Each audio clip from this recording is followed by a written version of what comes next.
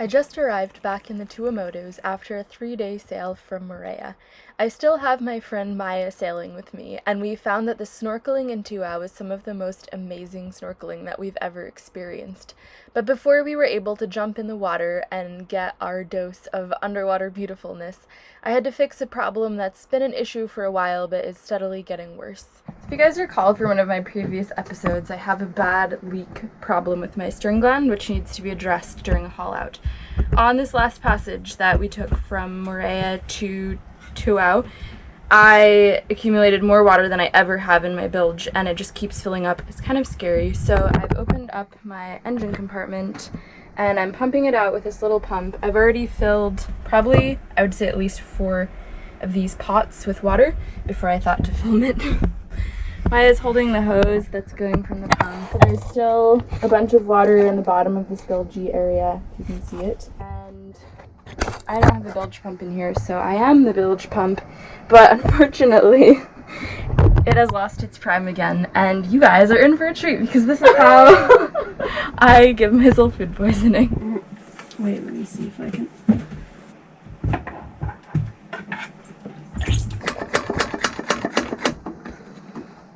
Oh, you know, last time we started it, this.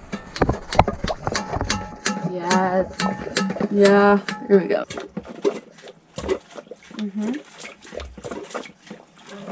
It's still sucking in there. We're almost done. Once this is over, I'm going to keep an eye on the levels in the bilge and make sure it's not leaking while I'm on anchor, because if it is, then we have a bigger problem. Oh.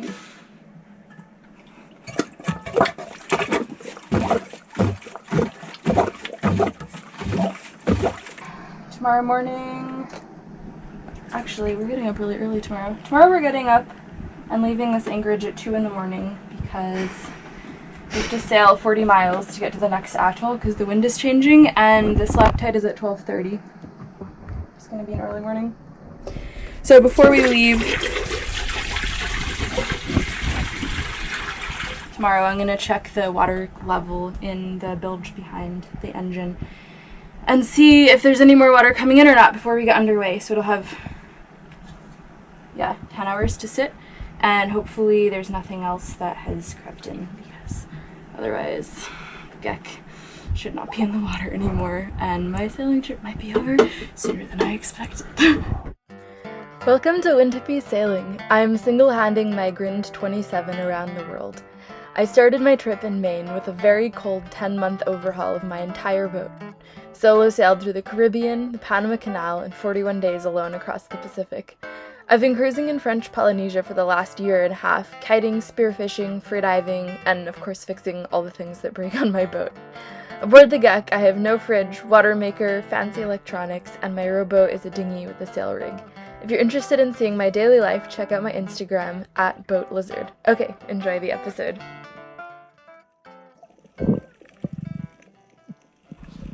Tuau has some truly amazing snorkeling.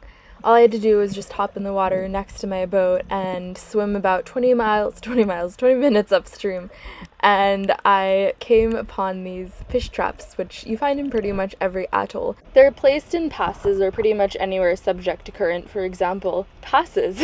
If you looked at it from above, it's basically a swirly guy, and the fish kind of ride in with the current, turn the bend, and then they're like, "Ah, shit."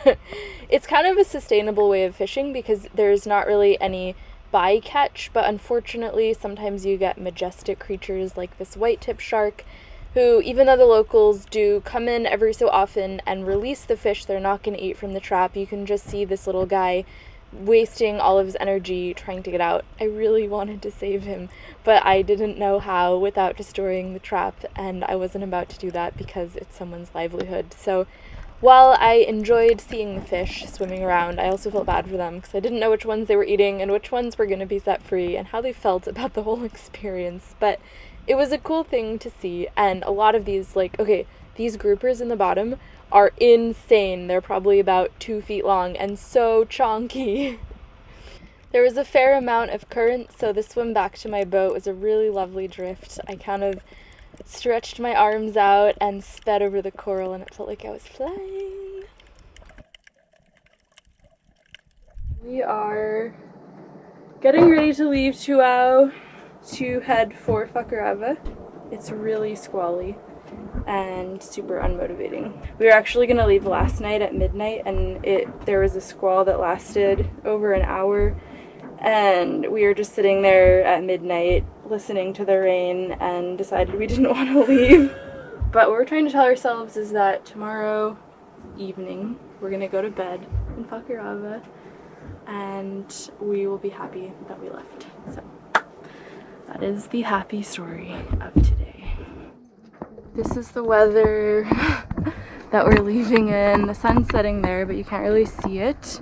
Upwind of us, it's a little more clear. This squall just passed over. It's pretty rolly because the current is setting us beam to this swell. North wind, so that shouldn't be too bad. Downwind run.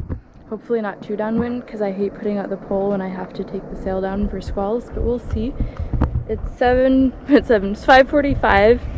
And we should be underway in the next 15 minutes. So, okay, current status of the bilge is that it's pretty empty of water. I really hope that since this is sort of a downwind or broad reach sail that I don't take on too much water, because the new amount of water that I'm taking in just makes me not want to sail anymore. I'm setting up my harness line right now. I'm guessing that I'm gonna have to go forward to take down the sail for a squall or two tonight. So I just coil this guy right from here. Alright, we're off. I'm just gonna drift past the mooring and then put it in gear and get out of here. Here we go. Really looking forward to this one.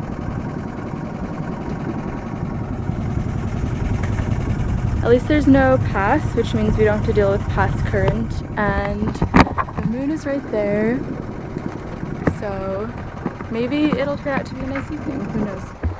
I don't know if you can see anything, but it's nighttime, the moon is out, and oh, you can see a star. I think that's Jupiter. And so far so good for tonight. There are clouds on the horizon, but it's a clear sky above us, and pretty decent wind coming from behind. We'll spend the whole night in the lee of the atolls, so it's shaping up to be an okay first hour anyway.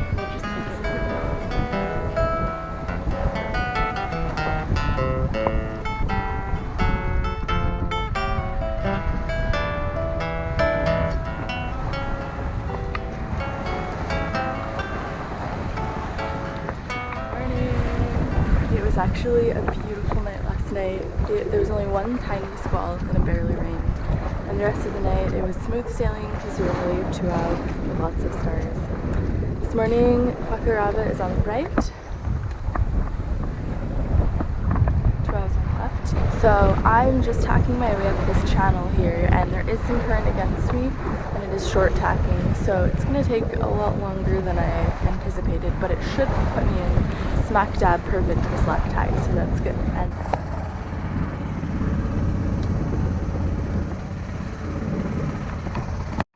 we're just entering Fakarava North. There's a lot of current in the water.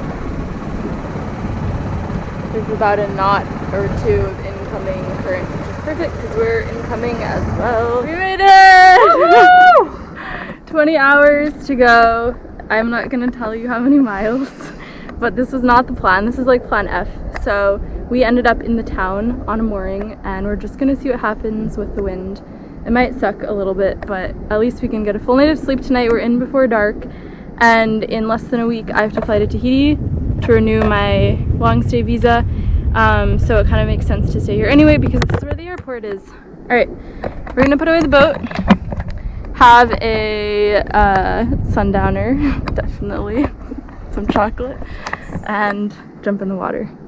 So smelly! Since I have about a week to kill in the north and go crazy if I'm not either doing activities or sailing, and since I have Maya's help, I have some love that I need to give to my dinghy. So we're gonna take it ashore today and do a little bit of dinghy spa day.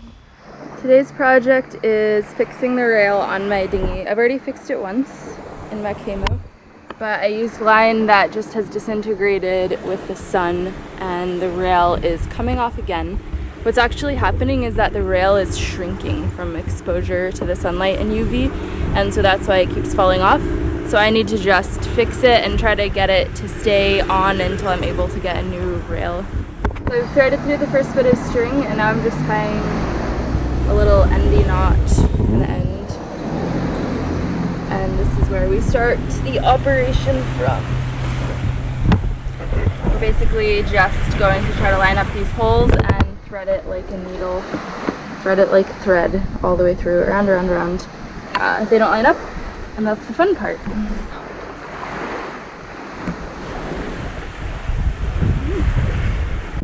we can use his sharp little claws. Oh, look, he's digging.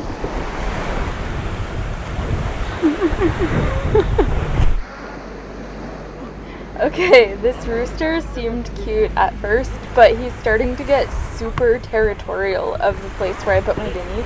I think it's his land, and he's telling me it's his by eating all the pine needles around my dinghy.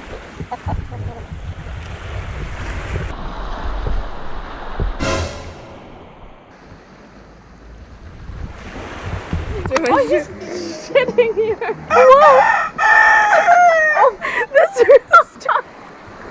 He just pecked me. Oh! Oh my god, go away. He's chasing you.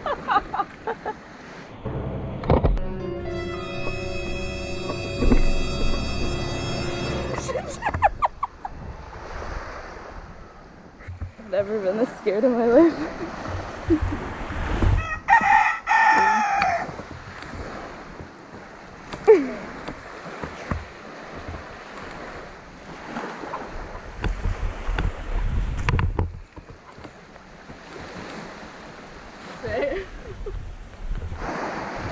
So I'm just leaving the oar here. Maya has a stick for the attack rooster. Who knew? Fixing a dinghy on land, you need to bring a weapon. Right. We're doing a pretty good job otherwise. Nice black thread to contrast with my white rub rail. Code red, I repeat, code red. The rooster has returned.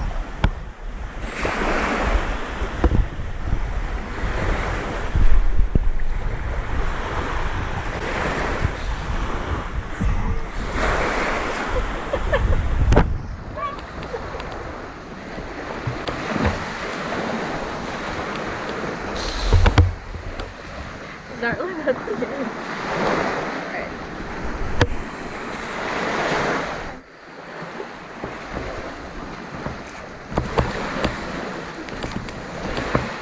Oh my god!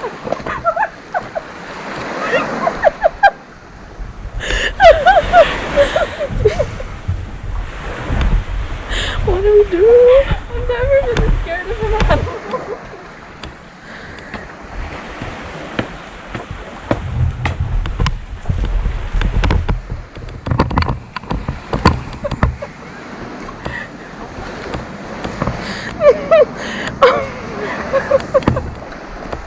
You know what I just realized? The last time I fixed my dinghy, I made a video and I was wearing the same shirt.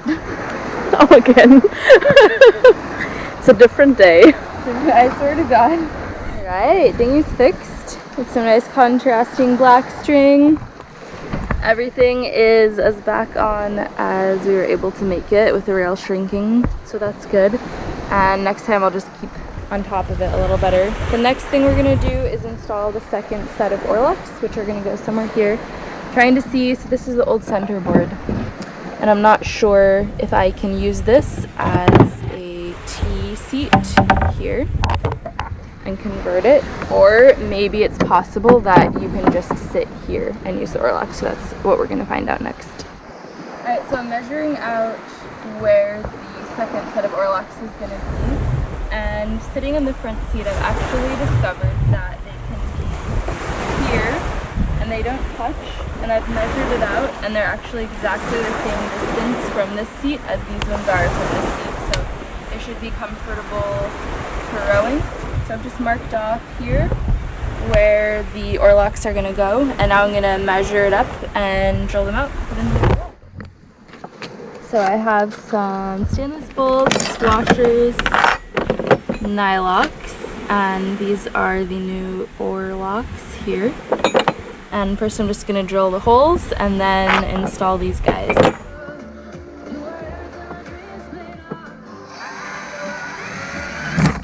Have dinghy with 2 sets of oarlocks. Check it out. And a rubber rail that fits on. And you didn't even have to do this guy. So now all there is to test it out.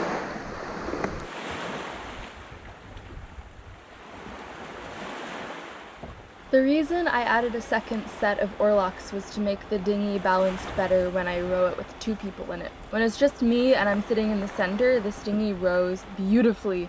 But with the 1 set of oarlocks, it becomes really back heavy with another person in. Once I put the oarlocks in the forward position, it made the dinghy super balanced, as you can see here, and rowing it was almost just as easy with 2 people as it had been when it was just me. So now I have 2 options, one for if I'm rowing by myself and one with another person.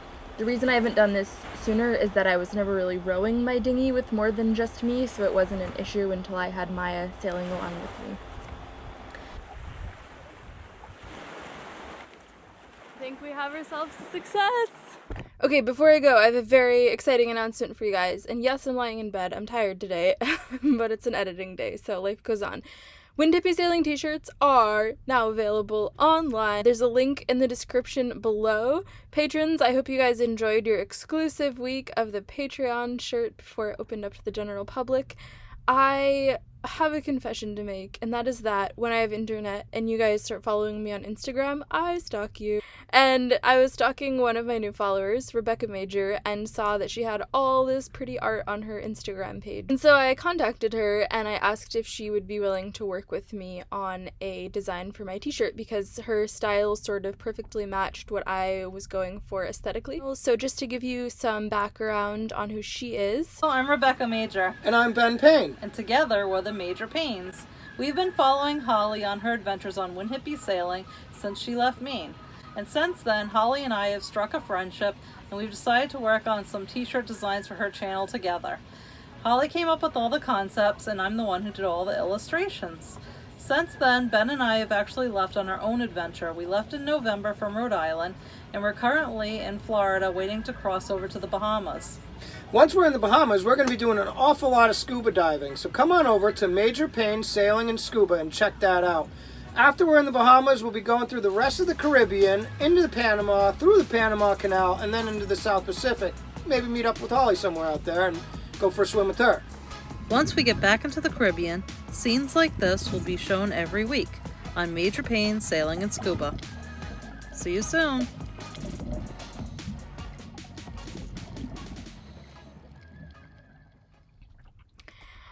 The first t-shirts have started arriving, so my parents received their shirts. They're in Maine right now, and it is well below freezing. So they took some before pictures of the actual temperature. I think it's -20 or something. And then they did sort of a 1, 2, 3, tore off their jackets and filmed this short video for me in their Wind Hippie sailing gear. And this could be you guys, except hopefully warmer or maybe inside. So anyway, please feel free to check out my shop. Not only do I have t-shirts and sweatshirts, but I have mugs and other exciting sorts of types of shirts. And now we can all represent each other and be matching. I have some arriving down here in French Polynesia in about a week and a half, and I'll start wearing my shirt too. We can all coordinate every Monday when my videos come out. Let's all wear Wind Hippie shirts together. So that is my exciting news, and enjoy the shirts. Thanks for watching this week's YouTube. I will see you guys in 2 weeks. Patrons, I'll see you guys next week.